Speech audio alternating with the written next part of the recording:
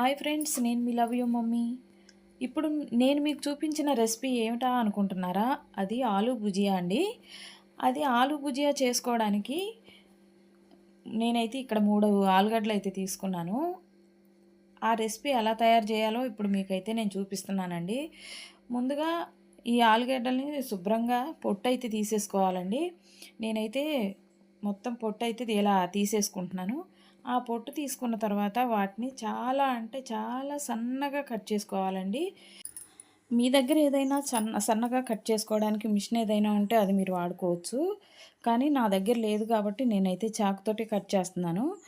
నాకు కత్తిపీటతో బాగా అలవాటండి చాకుతో కంటే. అందుకని చాలా నిదానంగా కట్ చేస్తున్నాను. కానీ కొద్దిగా అంతా ఫాస్ట్ ఫార్వర్డ్‌లో పెట్టేశాను తొందరగా అవ్వటం కోసం.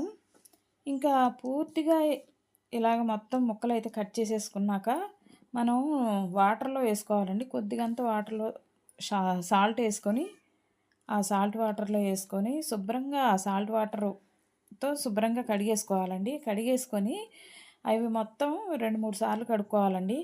చూడండి చూపించిన విధంగా ఇట్లా సాల్ట్ వాటర్‌లో వేసేసుకొని 2, 3 సార్లు మంచి నీళ్ళు తెల్లగా వచ్చేంత వరకు కూడా నీట్‌గా కడిగేసుకోవాలండి. కడిగేసుకున్న తర్వాత ఆ ముక్కలన్నిటినీ కూడా స్ట్రైనర్‌లో వేసుకోవాలండి. వడపోసుకునే దాంట్లో వేసుకోవాలి. నేనైతే అలాగే వేసుకున్నాను.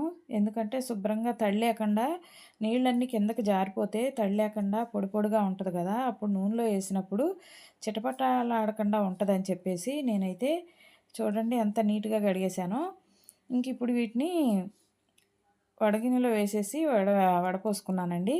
నీళ్ళన్నీ కిందకి జారిపోయిన తర్వాత చాలా పొడి పొడిగా అయినాయి. ఇప్పుడు నేను కళాయిలో నూనె వేసుకొని బాగా హీట్ ఎక్కిందండి.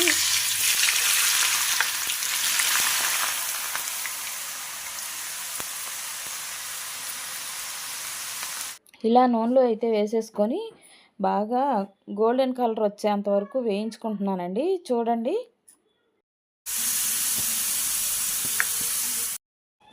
ఇలా గోల్డెన్ కలర్ వచ్చేసిన తర్వాత ఇంకా కొంచెం ఏమైనా మెత్తగా ఉన్నాయో క్రిస్పీగా అయినాయో చూసుకొని వేరే గిన్నెలోకి అయితే ట్రాన్స్ఫర్ అయితే చేసేసుకున్నానండి నేను.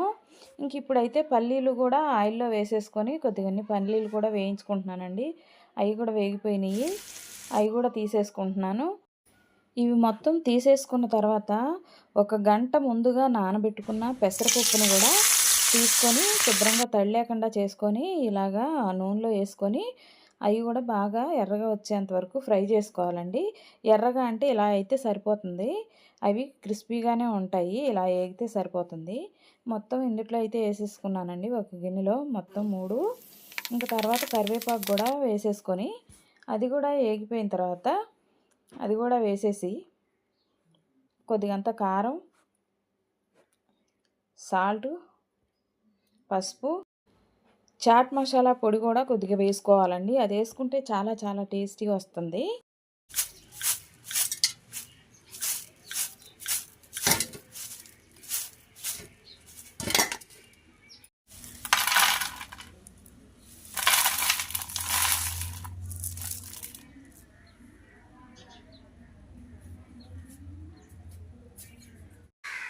ఎంత క్రిస్పీగా వచ్చినాయో చూస్తున్నారు కదా! అలాగే టేస్ట్ కూడా అలాగే ఉంటుందండి. చాలా బాగుంటుంది. మీరు కూడా ఒకసారి ట్రై చేయండి. ఇది పిల్లలకి చిన్నపిల్లలకు స్నాక్స్ లాగా కానీ మనం అయితే భోజనంలో కూడా సాంబారు, చారు, పచ్చిపులుసు అలాంటివి ఉన్నప్పుడు కూడా ఇలాగా చేసుకొని అయితే తినొచ్చండి. నేనైతే పచ్చిపులుసు చేసుకున్నానండి ఈరోజు. అందుకని చెప్పేసి నేనైతే వేసుకుంటున్నాను. మీకు కూడా నచ్చితే మా వీడియో లైక్ చేయండి, షేర్ చేయండి, సబ్స్క్రైబ్ చేయండి.